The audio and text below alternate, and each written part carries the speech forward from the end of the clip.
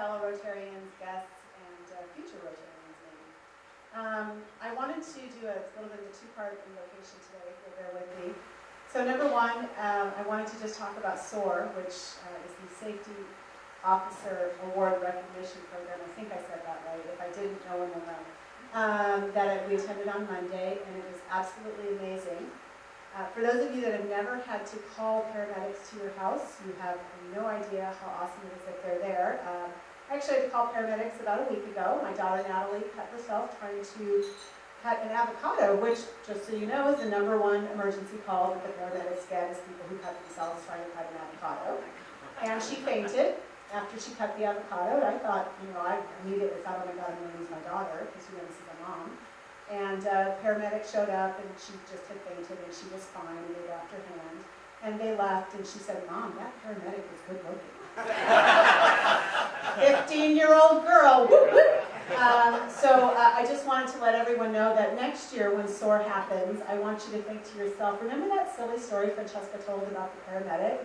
They do more than bring cute paramedics to rescue girls from avocado cuts. So next year, think about coming to SOAR and joining us and honoring the first responders. The second part of my invocation is part of Amazing Grace, and I'm just going to read to you because my singing is not very good. But Glenn, who is doing song today, is going to come up and join and actually help us with the Amazing Grace refrain. But I would like to read this on behalf of Arlene Sirwa. I'm sorry, I'm shaking. I'm hoping I'm doing this without losing it. So Arlene called me the other day, and she said, I need real estate help. And I'm like, okay. And she needed help because she's in New Mexico helping her brother sell his house, and she needs someone to answer some questions. And I answered them as best as I could, and I'm thinking, I don't even know that I'm doing this right, because I don't know if I'm in New Mexico.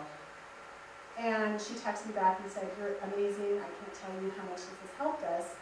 And her brother is selling because he's on his way to South Carolina because they diagnosed him with an ailment, and he has, they don't think very long, and he wants to be driven back to South Carolina to pass away there. So Arlene is driving him back to South Carolina, probably not like as we speak, but in the next couple of days.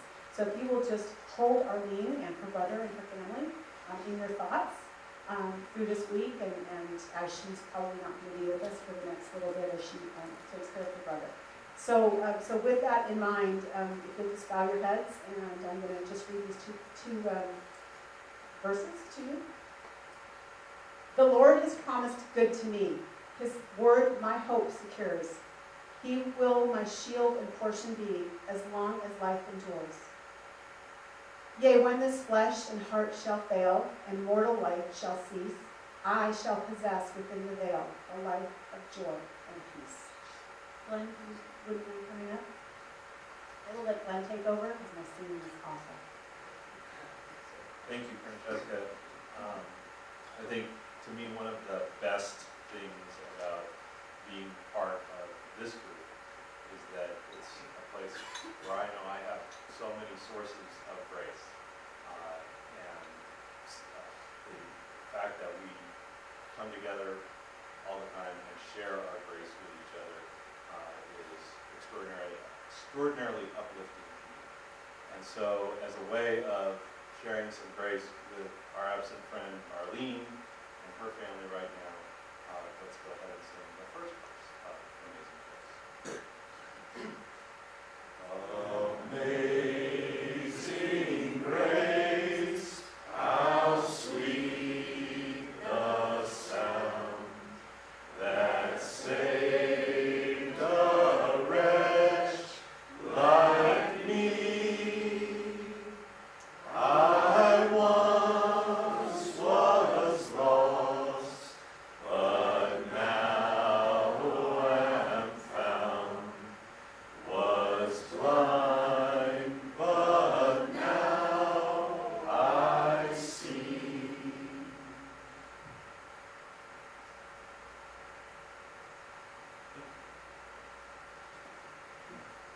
Thank you, Francesca and Glenn.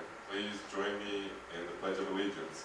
I pledge allegiance to the flag of the United States of America and to the republic for which it stands, one nation, under God, indivisible,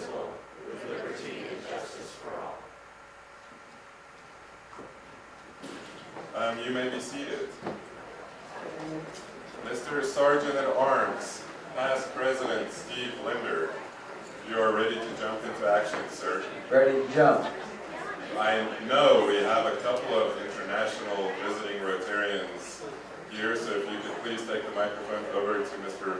Bob Warner for the introduction. Mr. Bob. Mr. President, it is my pleasure to introduce to you from Mexico City, Arturo and his lovely bride, and he brings us his flag.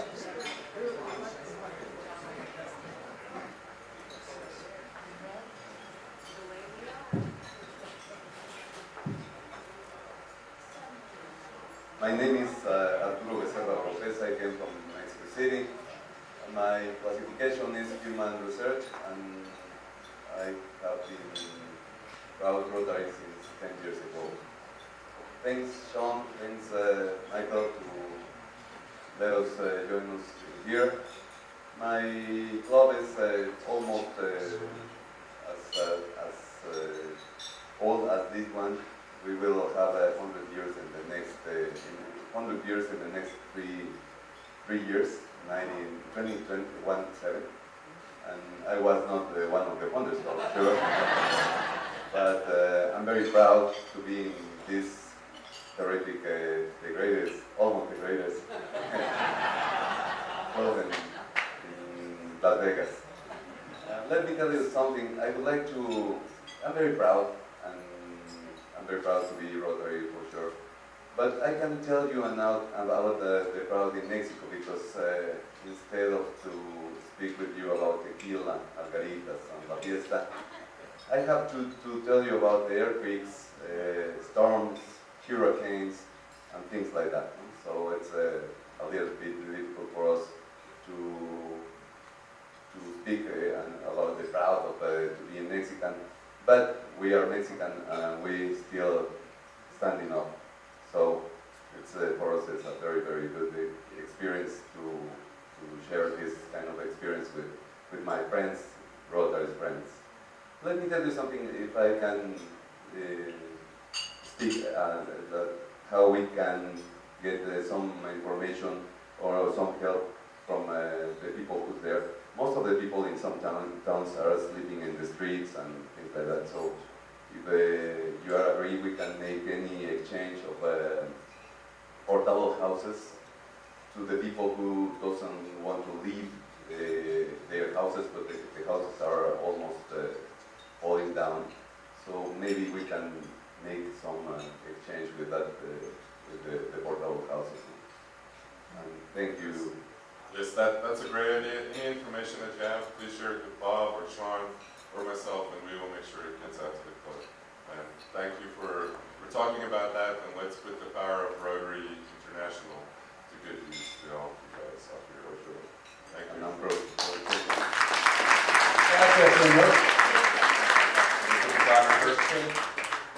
Very nice. Oh, okay. And then we have some more visitors? Yes, from Brasilia, we have the doctor and her son. I think, did you want to say something?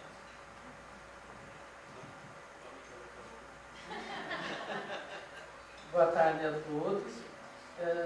Eu sou da cidade de São Manuel, sou presidente do Rotary Club lá pela segunda vez e estou muito feliz de estar aqui com os companheiros. Yeah, I translate. My mom is saying that she's very glad to be here in the Las Vegas Rotary Club. Our club there is not as old as Mexico City or Las Vegas. We just made 50 years. And she's very glad to be here with all the fellows from Rotary, and appreciate her very much for the meeting. Thank you for visiting. She is the president of her club, and they own their own building, which we should have.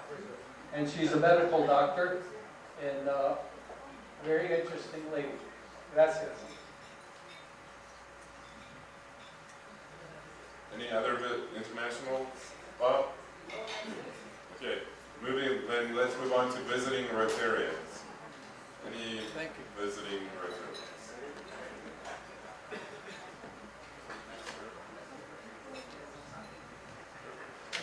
Passing through on a business trip from St. Valley, California, we have Amanda Wilson with us.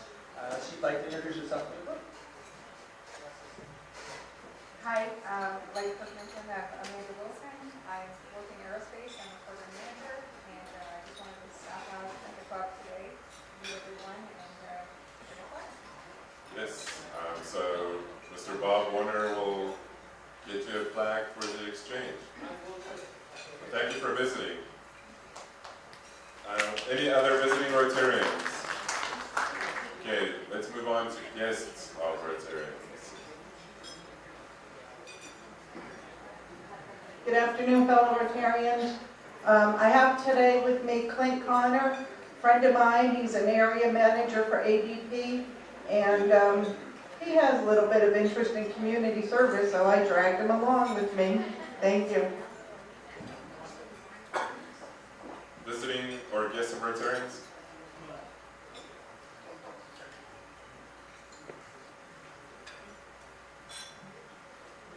Thank you, past President Linder. I have a guest here today. Her name is Teresa. I'm just going to let her do a quick introduction. That way it doesn't get clouded by my blah blah. Hi everyone, my name is Teresa Petronovich. I'm actually new to Las Vegas. I've been here just a year this month. I work for Chicago Title. I do marketing and consulting work.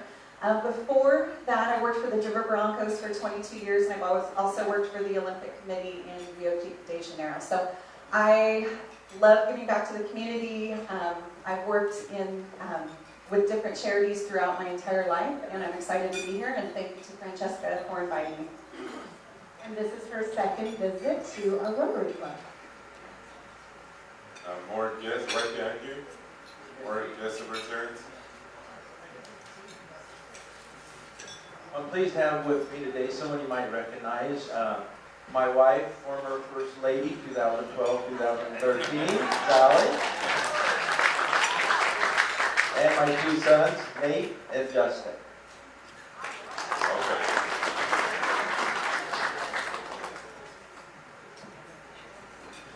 I'm very honored to introduce the news director of Channel 3 here in Las Vegas. It's an honor for me to be able to write your reviews for the movie. Mark Gearman, great to be here with you. As Bob said, I went to news at Channel 3. This is my second stint in Vegas. Earlier, I ran news at Comstock. Okay. I'd like to introduce Michael Gordon, President Michael Gordon's guest, Kim Miani. He works at UNLV. He's been here 3 months, and he's already intrigued by what we do at Rotary. So Janet and I interviewed him today, and we're going to propose him for membership. And he's a fine young man, and welcome, Kim. Glad you're here.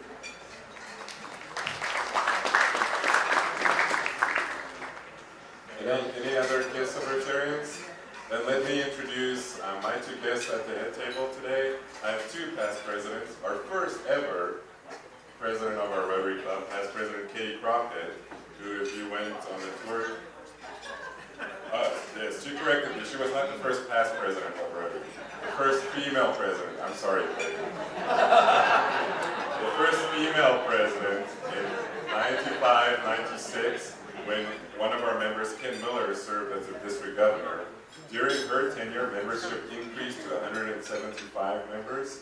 The annual auction fundraiser raised $19,000 for Child Haven, and the club sponsored Walter and Donoff, and he became an ambassadorial scholar in Oxford during her time.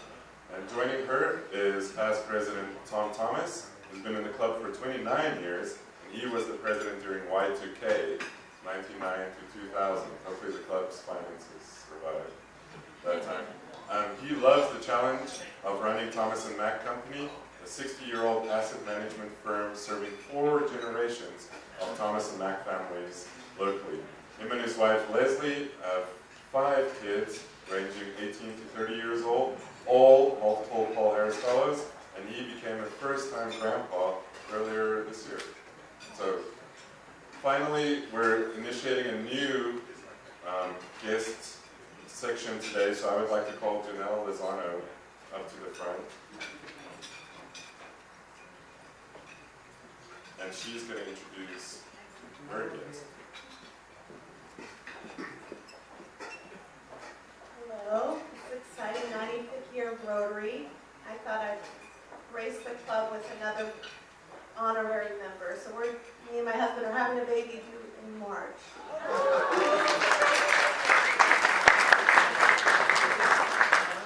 I try to be a president that's not to be outdone, so my wife is having a baby also due in March. So congratulations.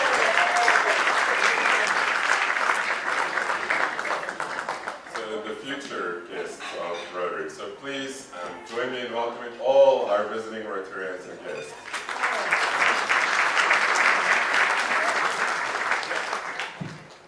I'd like to thank the following Rotarians who helped today: Tony and Jamie for setup, Sidra and Janelle for greeting, of course John and Marie for tickets, Francesca and Glenn for their moving rendition of Amazing Grace. Our photographer, our stand-in today is Roger Tucker.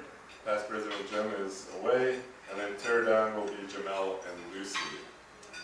So, Mr. Sergeant, if you could take the microphone to past President Brock Fraser, I don't know where he is, to give us an update on one of our members. First of all, bienvenidos a nuestros amigos de México. Queremos que sepan que nuestras oraciones están con ustedes. ¿Okay? Welcome to our guests from Mexico, and want them to know that our prayers are with them. On another note, I've been to see, and I want you to keep in mind Francesca's comments, and as I report on Ty Hilbrecht. I've been to see him several times. Each time I keep hoping and praying that it'll be better. And it's been a month plus now, and it's not getting better. He would actually, Mercedes would appreciate and enjoy the visits.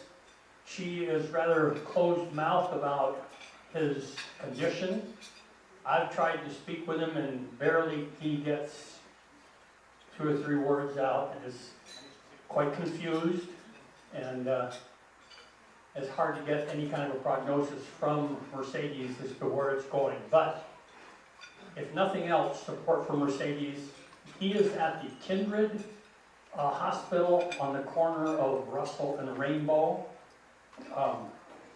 His real name is Norman Hilbrecht. When you go to, they don't understand I. So, but she could use the support, and I'm sure that he does recognize you if he happens to be awake. So, his, our prayers are for Ty. Thank you, Brock. If you could next take the microphone to past President Caty Crockett to give us an update on what happened this morning in our tour and the turnout. Well, we had a great turnout this morning at 10 o'clock. Dave Thorson gave us a tour of the USO, which was really interesting, the USO facility at the airport. And we're going to hear from our guest speaker today, Mark Patton. We'll talk about the Airport Museum, and he gave us a tour of the facility this morning. It was really interesting. It was really fun. Thank you for organizing that, and thank you for that too, Mark. And President Michael, I have to say, I was on that tour. It was great. Anytime Mark had a question, he couldn't think of the answer, he looked at Katie, and Katie had the answer. I want to remind everybody that next week our district governor will be here. If you want to meet our district governor Regatta, be here next week. Next, if you can take the microphone to Kurt Holmes, Captain Kurt Holmes, to tell us, this is our second week of our live stream. What happened during our first week? As you can see in the wheel, during the first week, that would be last week, we had people watching from both Kosovo as well as Australia.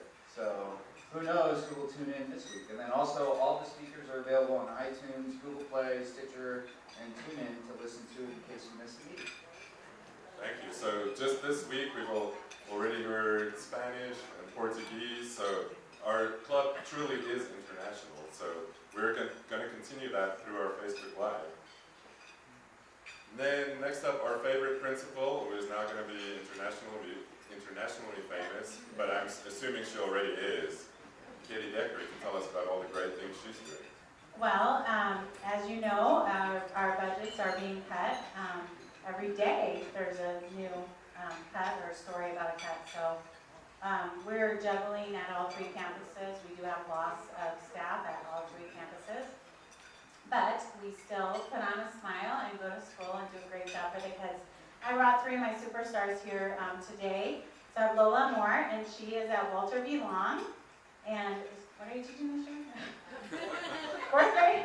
She's moved a couple times, so it's hard to keep track of Lola, but she loves 4th grade, so she's doing a good job there. And then I have Kelsey Henderson, who's brand new to Walter Bracken. She is in our 5th grade classroom there, and so far so good. And then Brandy Canena is over at Howard Collingsworth, and she is a 1st grade teacher, and she does an absolutely amazing job with the kids. And really over at Howard Collingsworth, it's a completely different climate now, and it's amazing, and the kids are reading more than ever, and it's a changed school. It really is, and so is Mom. Things are going well. Thank you. Keep up the great work. Next up, I would like to call to the front Jackie Thornhill. And while she's coming to the front, I will tell you, people have asked me about my shirt today. And in the Koza culture, it's custom for men to have bellies, because if you have a belly, it means you're rich, you're not starving. It means you have lots of cattle. So I could always hide my belly behind the shirt. But number 2 is if you're rich in children. So I'm wearing this shirt in honor of that announcement today. So. Hi everyone. Today is Paul Harris Day again. And one of the greatest things that Rotary can do is give a Paul Harris Fellowship to one of our members or one of our members' families.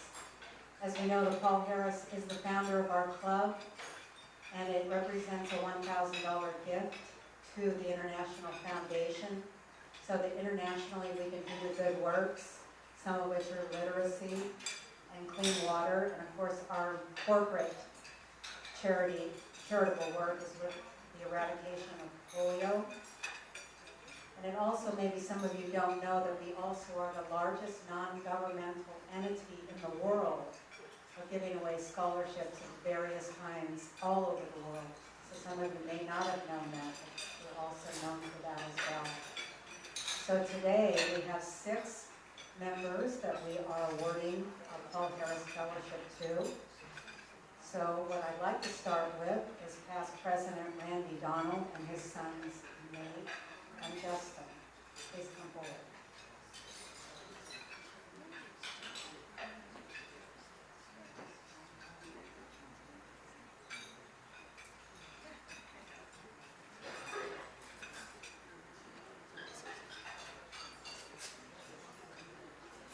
Thank you very much. As you all know, this is quite an honor to be able to receive a Paul Harris Award, but it's even more of an honor to be able to share that with your family. So I'd like to introduce my son Nate and my son Justin, and I'm proud to have them here today and accept their Paul Harris Award.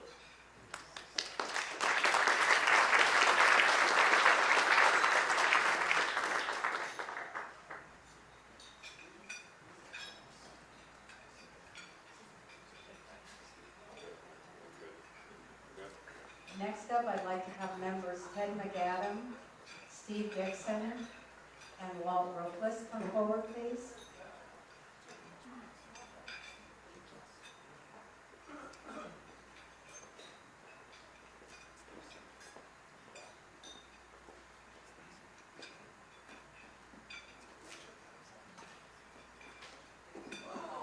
First is Steve Dixon for Paul Harris +4.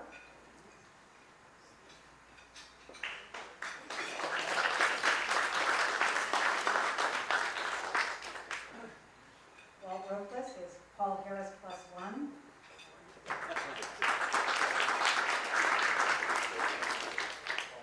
And Ted McAdam is Paul Harris +2.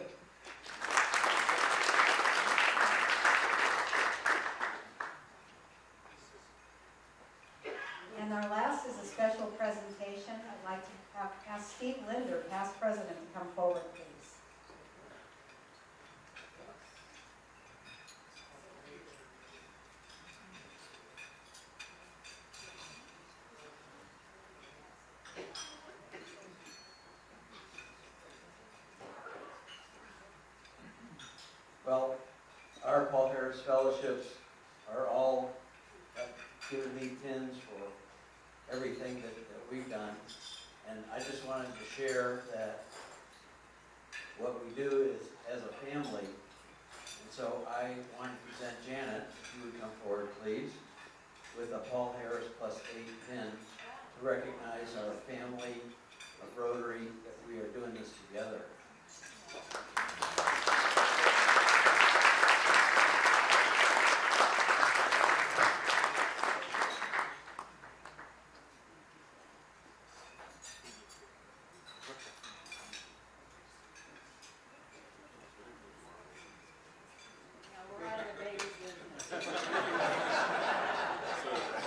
Let's together so we can get a picture.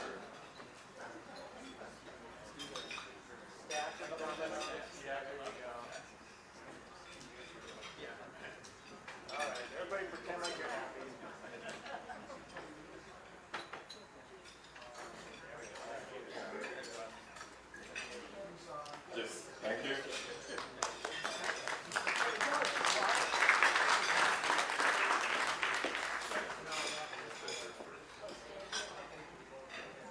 And she's going to do double duty, our new Paul Harris +8.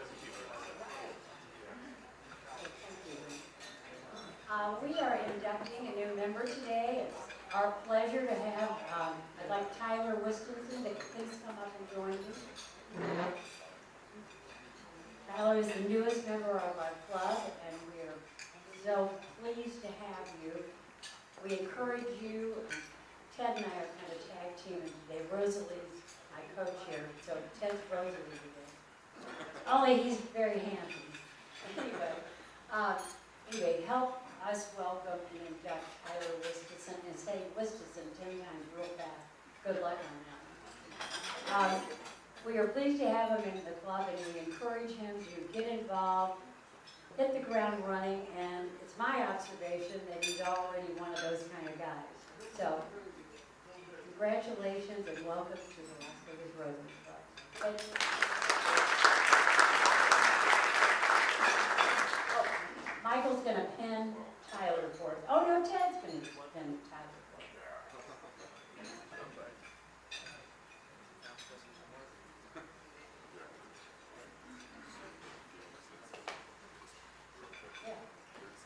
Okay, what's your pin? I just want to say I'm really excited to be here. I've met quite a few of you and seen you a lot of knowledgeable people, and really looking forward to getting you guys better and to be more involved. So, and congratulations on the babies for the both of you. Thank you. Thanks. Welcome as the newest member of Rotary. Now please enjoy a brief 2-minute lunch and fellowship.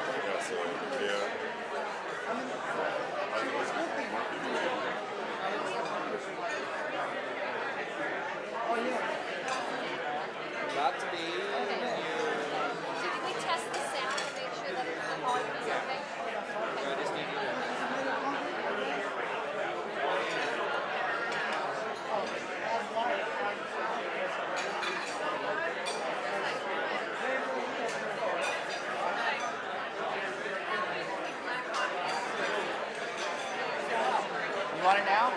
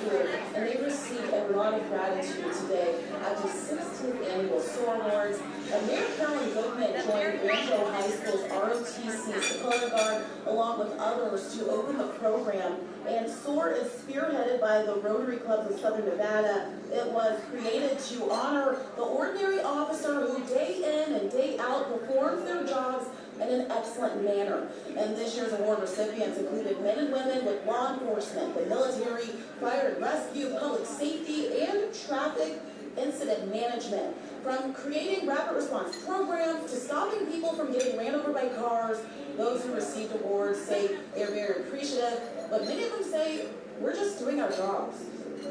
It's not a self-serving award, it's more of a commitment award. So for me, I just feel humble to be able to come out here every day and serve people just like you. It is nice on occasion to have somebody say thank you and have somebody notice that and make some of that more worthwhile.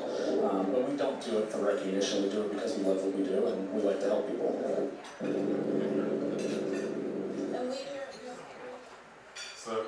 So that is a little video, a recap from our SOAR Award from Monday. Thanks to our guest, Mark, for making sure that got on Channel 3. So Mr. Past President Linder, Mr. Sargent, you could take the microphone to Jenny Goldsmith to give us more feedback on SOAR. How many people were there, awards, everything that we did. Okay. Hello, can you hear me? Hello. Oh, hey. Okay. So we started the day with a little networking breakfast, which was a lot of fun for me because I got to go up to all of the first responders and personally say thank you. So that was really exciting. Treasure Islands provided a tasty continental breakfast. And then we had Rancho High School, ROTC present the colors. Corey Young, a musician from Orlando, who is also a first responder, sang the national anthem.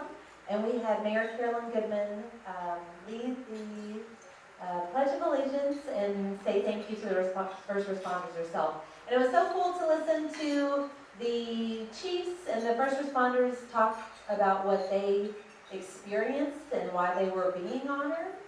So thanks to Bob Fisher, we changed up the format a little so that we could experience that. We had about 120 people, but the city council chambers holds 500. So if you guys can mark your calendar for next year, it's always the Monday after September 11th. It's a really great experience. Okay, and if you can move on to your second announcement. Okay, also, I know Ron Poor had done a presentation about the new Rotary Action Group that he's trying to get started, reduce, reuse, and recycle. And we need some support from the club to get it going.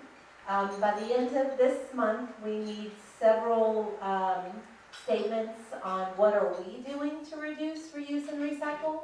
So if anybody has a common practice that they use at home, if you wouldn't mind just writing a little paragraph and maybe attaching a photo and sending it to either me or Rampur, we would really appreciate it. It's a very important Rotary action group, and I've actually been trying to reduce and reuse and recycle myself. Congratulations. Okay, so next announcement, Neil Melnick, are you here? Or maybe Rod Tucker, do you want to talk about the Halloween part? Or Lucy or Eric? As you're eating?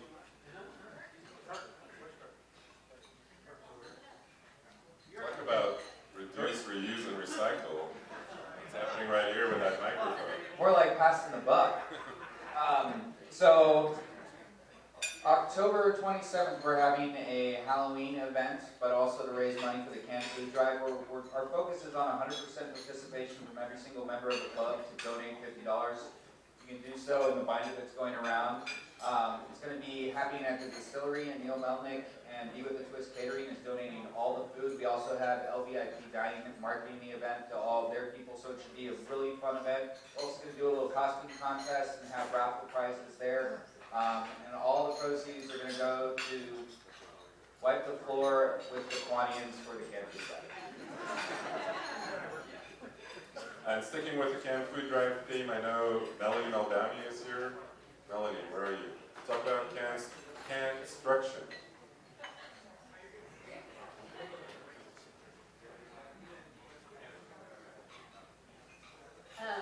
Talked to Caty Crockett today about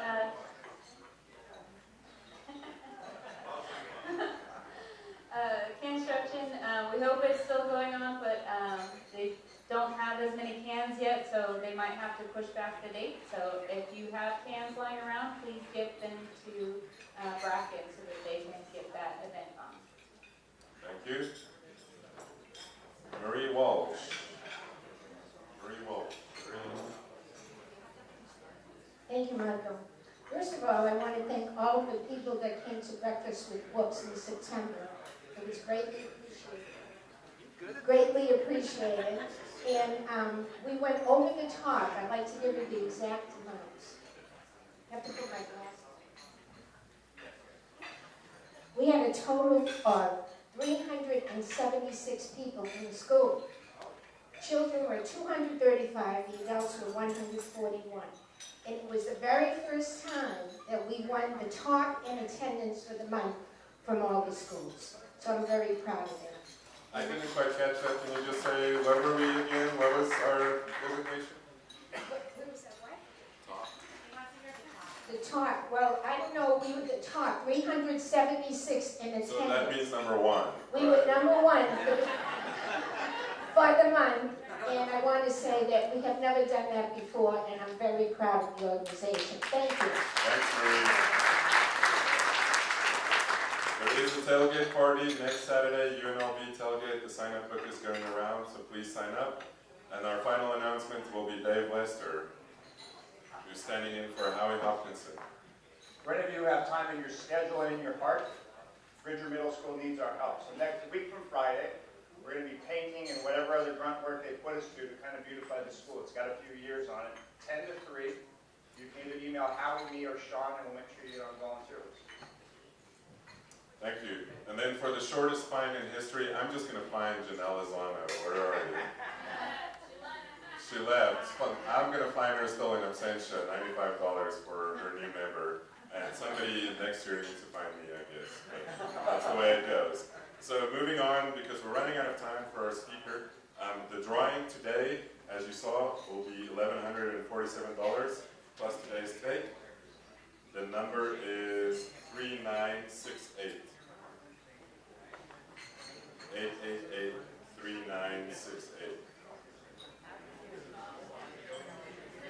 Going once, going twice, redraw.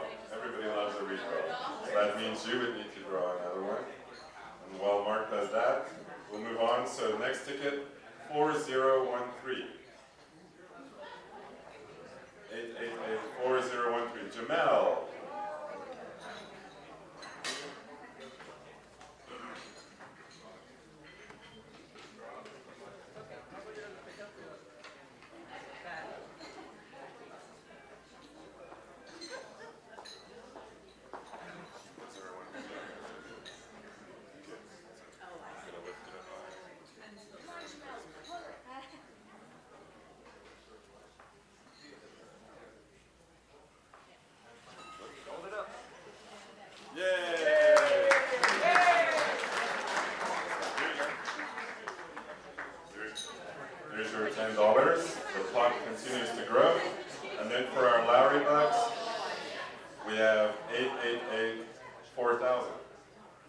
4,000. 4,000. Dave Lester. Here we go, sir. Enjoy happy hour at Lowry's. Now I'd like to call to the front, like I said before, not our first past president, our first female president of our club, Caty Crockett, to introduce our speaker. Thanks, Michael. It's my great pleasure today to introduce Mark Halpat. He is the museum administrator for the Clark County Museum System. You probably know him better from his appearances on Pawn Stars. And he is a great storyteller, as you would know if you had been here this morning. So I'm going to let him talk. Mark.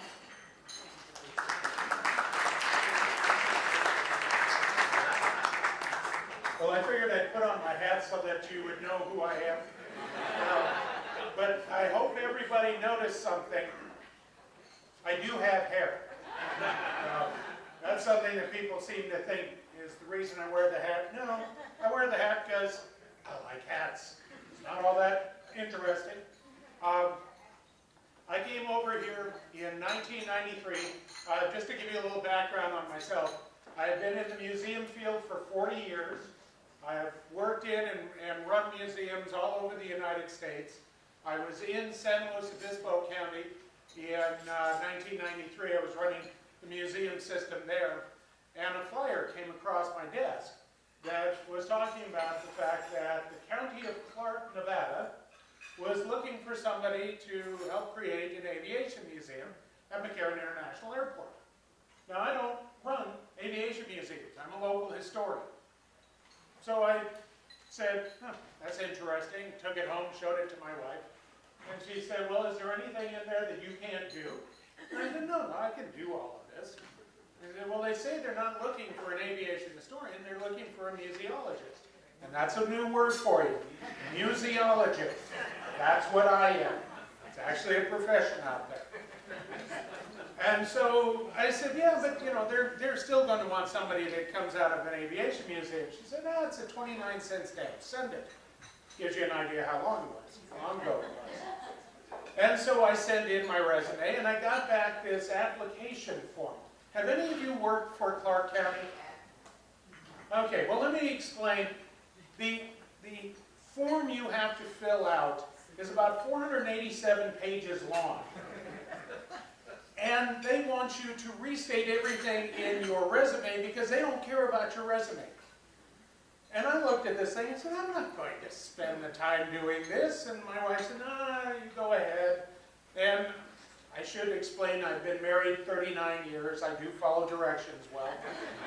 And so I ended up filling it out, sending it in, and I got an interview.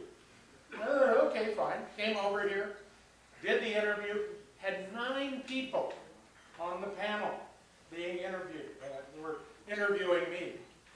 And they got down to the end of the interview, and you know there's always that gotcha question, right? The one that wants to, you know, how are you going to react under pressure? You know, and I'm looking at this thing going, well, this is kind of curious, but I'm just having a good time.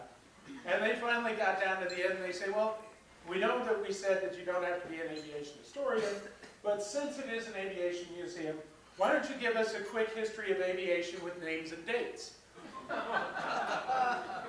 And I looked at them and I laughed, and I said, I can do this on San Luis Obispo County because I've been running the museum there. I don't know this on aviation history, but if I was going to put one together, and I started with the Wright brothers and I took it forward, and apparently I did a fairly decent job. I was told afterwards that I'd blown them away because nobody else had been able to come up with something, and because I thought I had no chance whatsoever, I just went with it. And so they offered me the job, and I said, I can't accept it. And they said, why not? I said, I don't know whether my wife and I want to live there. I don't, you know, I don't gamble. Well, I do have 2 children. I did gamble twice. And thankfully, successfully both times. But, you know, we said, well, we'll have to come over and see the community. Well, we came over and looked at the community, Colleen went to UNLV, found that she could get, she was going back to school, she wanted her PhD, and we found that they had a program that would work there. We found a community we wanted to be a part of, and we said, okay. We ended up moving over here, and I ended up with a museum that's not in a museum building. And I thought, this is interesting. I'd been in the field for quite a few years at that point. But the idea of taking the museum out of the museum building and putting it where people are, so that they can go through it without ever having to make much of a decision.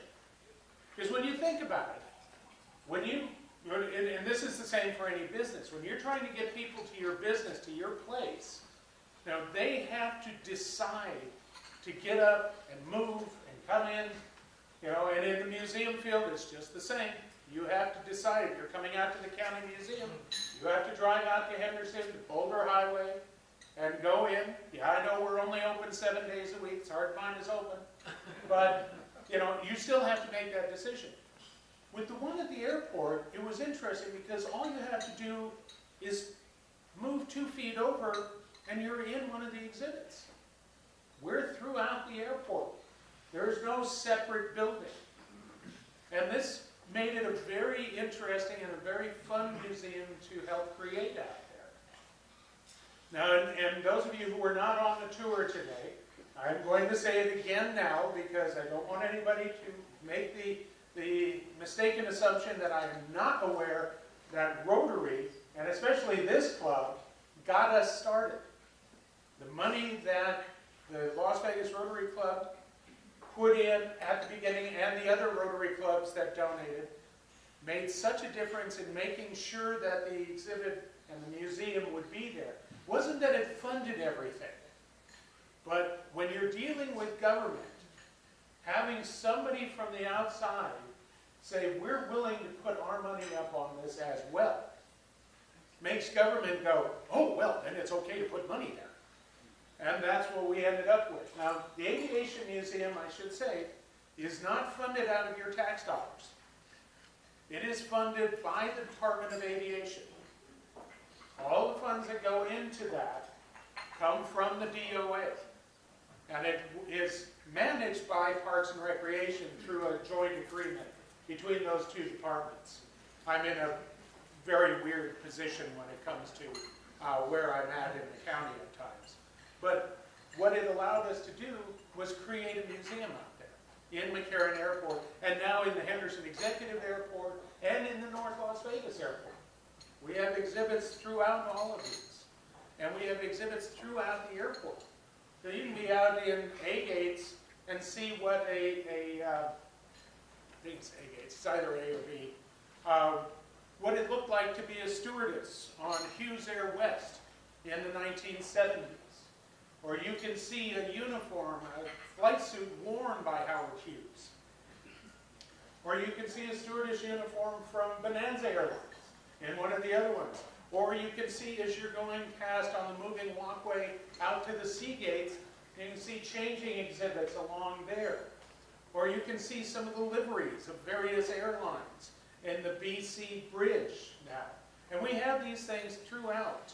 And they're all free, and they're all open 24/7, and they reach out to everybody coming into and going out of Las Vegas in a way that nothing else does.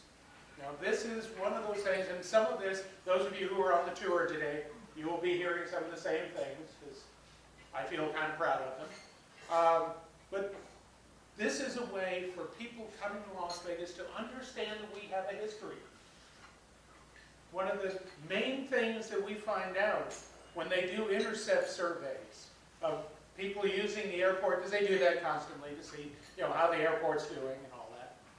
And when they do that, they ask about the museum. One of the things they often get is, it was really interesting to find out that Las Vegas has a history. Now, you think about that, it's really not that insightful an idea, but people do not understand our history here. They do not understand the people that helped create Las Vegas. If they understand anything, it's that the mob was here. The mob was thugs. Sorry, they weren't good guys. They weren't here to build a community. They were here to take money out of it. They're not the ones that built this community. A lot of other people did. A lot of people that were involved in this club were builders and movers and shakers here. And so that's the sort of thing that they get when they go through the museum out there, the exhibit. And they don't know they're going through a museum. They're in an airport. You know, all they know is there's some exhibits there. Well, that's kind of interesting. You know, and you get to go over and find out why there's a toilet seat in one of the cases. And those of you who went through the tour today, you can tell your friends about that one. Because there is. There's a toilet seat on display. I see somebody remembers it. Yes. Okay. Very good.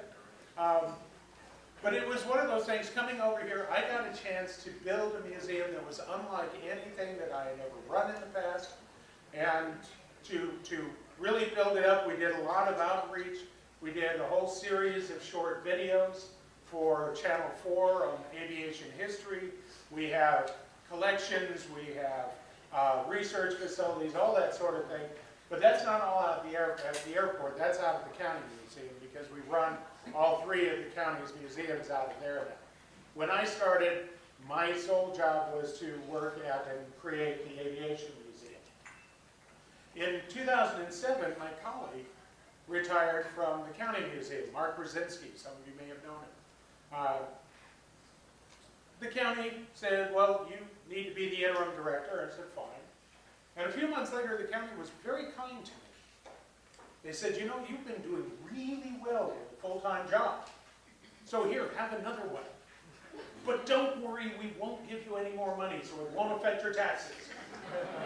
And so I ended up running, since the end of 2007, all three of the county's museums. I run the one that you walked through today. I run the county museum out on Boulder Highway. And I run the Searchlight Museum. Now I'm going to ask for a show of hands. How many of you have been to the county museum? Good. For those who raised their hands, those of you who didn't, why not? Come on, we're only open 7 days a week. We're $2 ahead. I've got 30 acres out there. I've got 20 restored buildings. I have a ghost town. I've got walking trails, nature areas. Come on out and see us. We're not open 9 to 4:30, 7 days a week. Remember that. Now, the Searchlight Museum, I'll ask for a show of hands. Has anybody been to the Searchlight Museum? Very good. Okay, we've got a couple. The Searchlight Museum is in the community center at Searchlight. And it's open mainly about 10 to 2, 10 to 3 every day. It's open by volunteers, so sometimes I'm not sure whether it's open or not. But Searchlight is one of those really interesting little communities. Did you know that Scott Joplin wrote a rag for Searchlight? The first man to fly nonstop across the United States was Justice of the Peace in Searchlight. Edith Head grew up in Searchlight. Wow, really? Searchlight's an interesting little place, and then there's some senator or somebody was from Searchlight as well. And of course, the namesake of Nellis Air Force Base grew up in Searchlight. So Searchlight is an interesting community, and we have a museum down there that talks about its history as well. And all the time, everything we do, we're always trying to reach out and get people to show up at the museums, come out and visit us. So in 2009, I started doing a live television show for Channel 4. You remember 2009 was our county centennial year.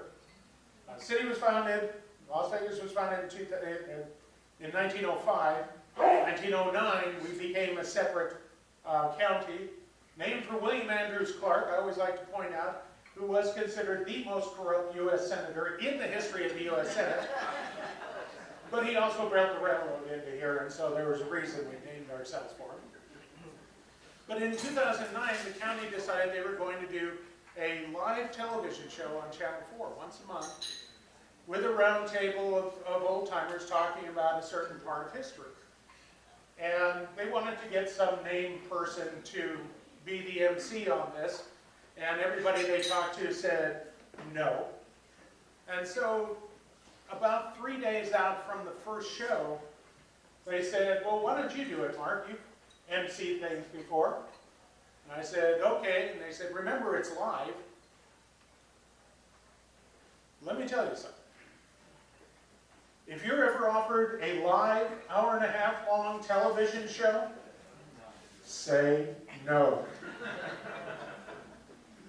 And you cannot imagine how much of your body can seize up while that's happening.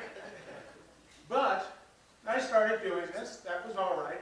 And then a couple of weeks later, I got a phone call from New York. And it was some production firm back there who said, you know, we're going to be doing a new reality show in Las Vegas. Okay, fine, do whatever you want to do. And they said, can you look at a West Point uniform coat and tell us whether it's real? And I said, sure, I can do that. I've seen uniforms for years. And they said, can you do it on camera? It's like, I'm doing live television now. I can do it on camera. That's not a problem. They said, can you tell us what it's worth? And I said, no. And then they proceeded to explain to me that all the experts on this new show had to say what things were worth. I said, fine, go get somebody else.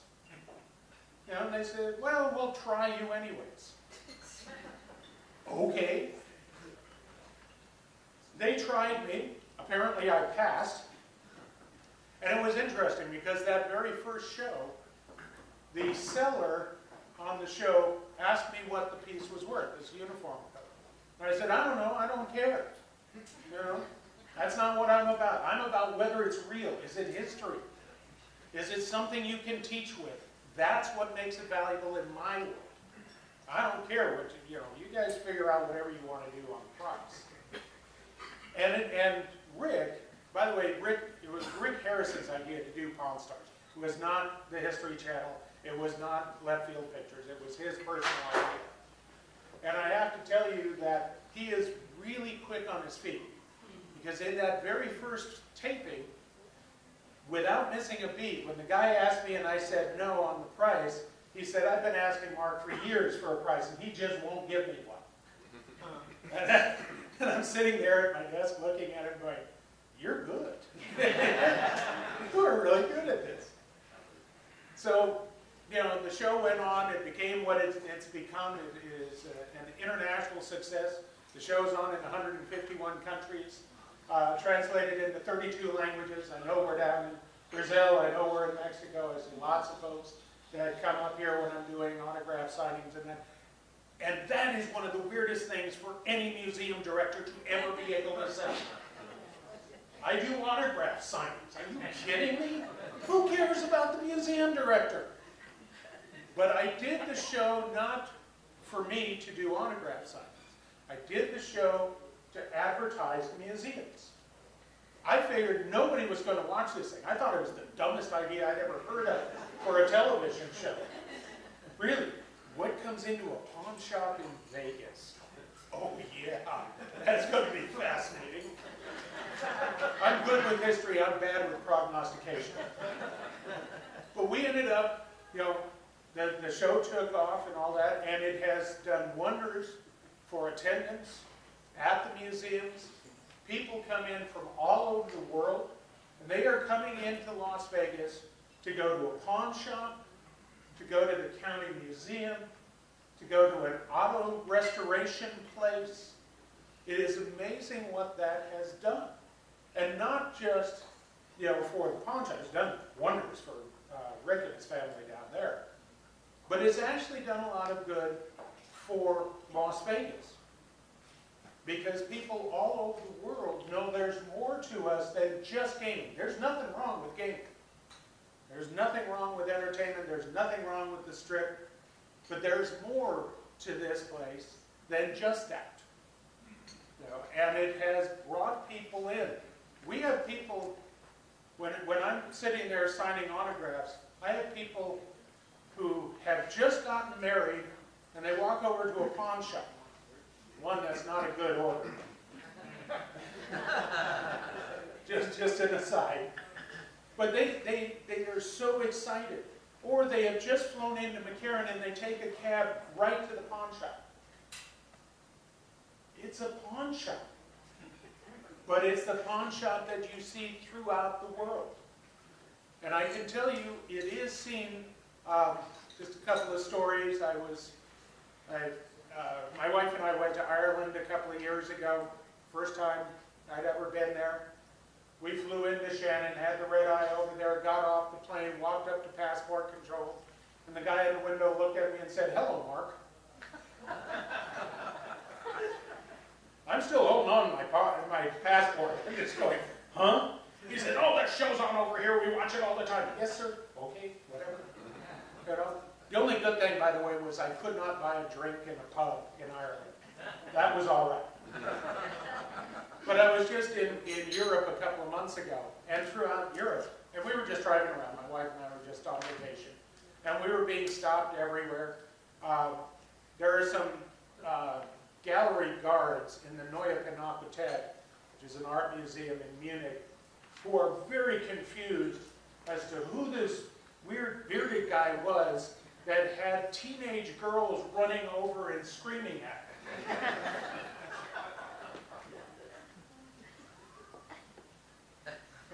I don't think so.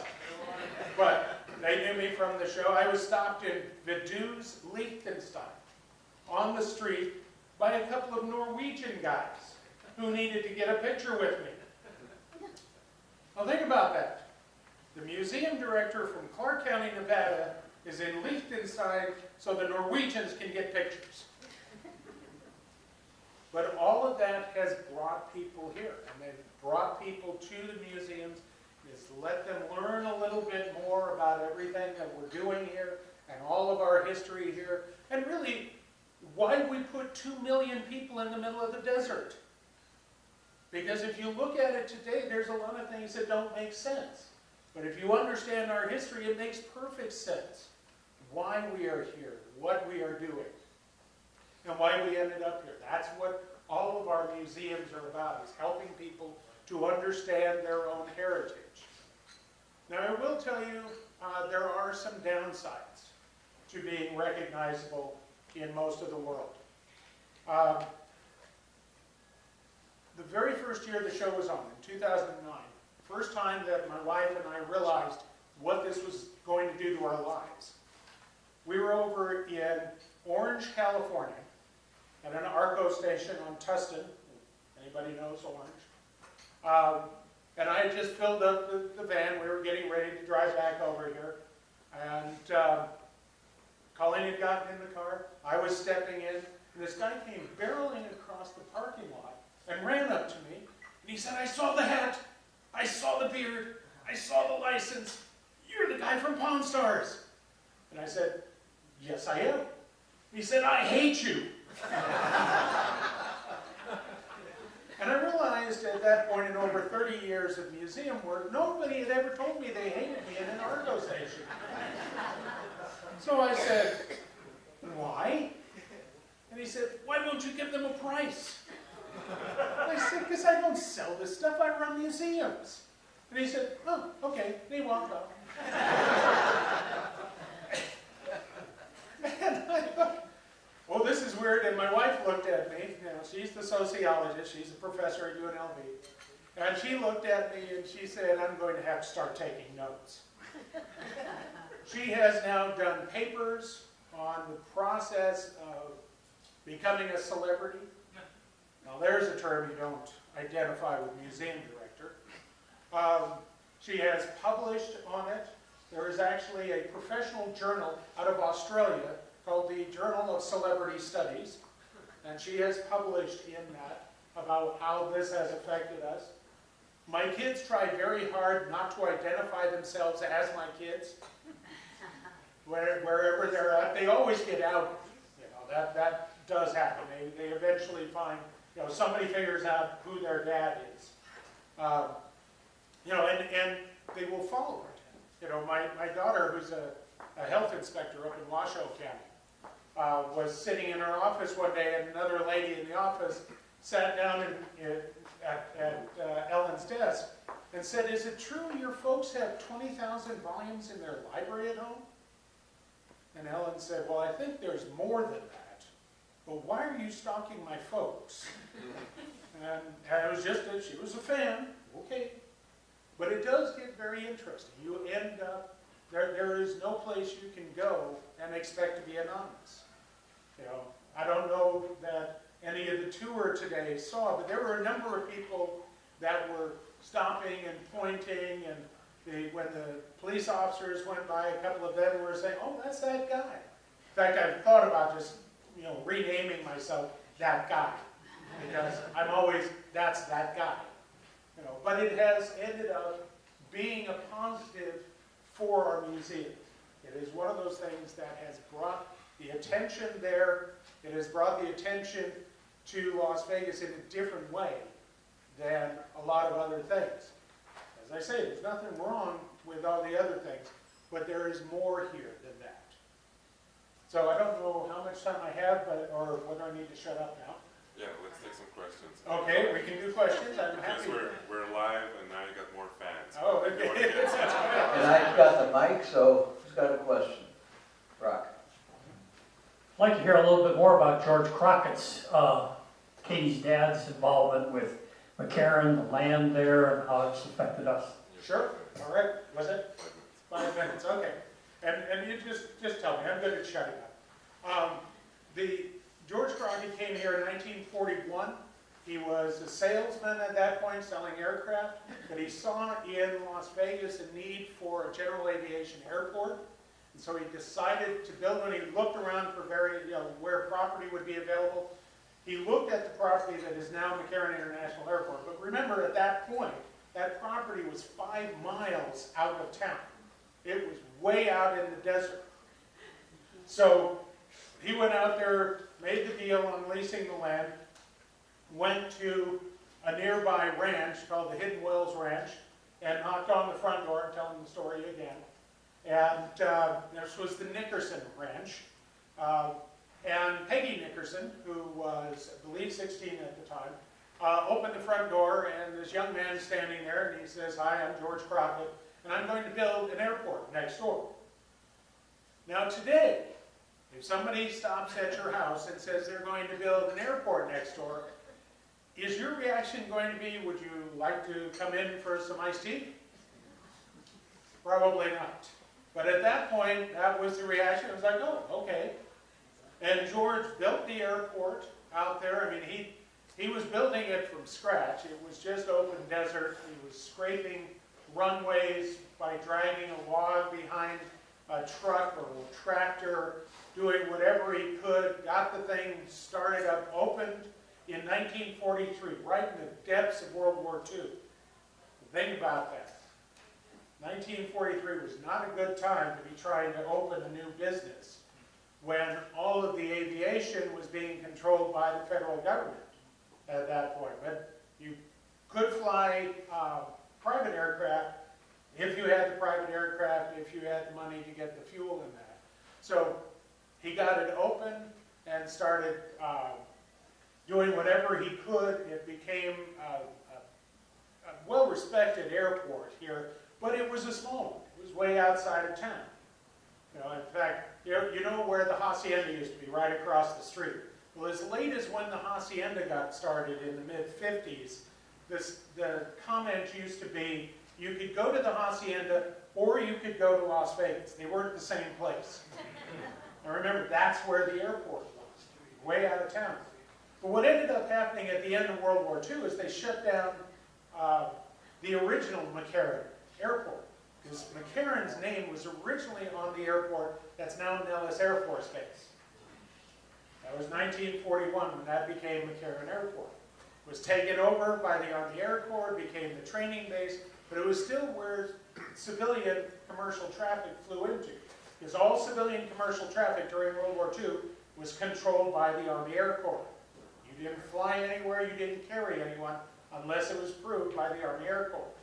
So they could have both there at that time. But war is over, they shut down the training base, they reopened the airport, and then Patrick McCarran started pushing, one, for a separate U.S. Air Force, separated from the Army, and two, to have the Army Air Corps and then the Air Force reopen the training base here. He was very good at bringing home the bacon. And so they decided to reopen that, but they said, you know, it's after the war, we don't control commercial traffic, so you're going to have to find another airport. You can't have commercial traffic on a military airport anymore. And so the city of Las Vegas started looking around for another airport. And they couldn't find one that would work within the city limits. So they went to the county, and the county ended up looking at North Las Vegas and these other ones, but they ended up identifying George Crockett's airport, Alamo Airport, as the best opportunity. And in 1948, 47 into 48, they worked out a deal to take over the airport from George and reopened it in December of 1948 as the Clark County Municipal Airport McCarran Field. Was the official name. No one ever called it the Clark County Municipal Airport, and nobody could figure out whether it was McCarran Airport or McCarran Field. People would call it both in the same newspaper article. And that stayed the same way until 1965, when it officially became just McCarran Airport, and in 1968 it became McCarran International Airport. So just to, hopefully that filled in some of it. And so, President Michael, I found out on the tour that Howard Hughes used to babysit for Caty Crockett. Absolutely. Oh, there you go. There's another story. Well, thank you, Mark. Don't go anywhere yet.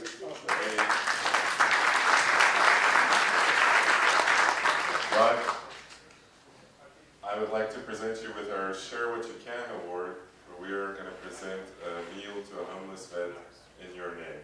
So if you can pause and smile for the camera, and as he's coming to the front, I'm sure Mark will happy to stay around if you have questions for him. Sure. And if Ryan Hamilton and Mark can take a picture too, so our resident Pawn Star expert take a picture with the famed one. Thank you. Like I say, Rotary is like tennis. The one who serves best usually wins. Go forth and make a difference.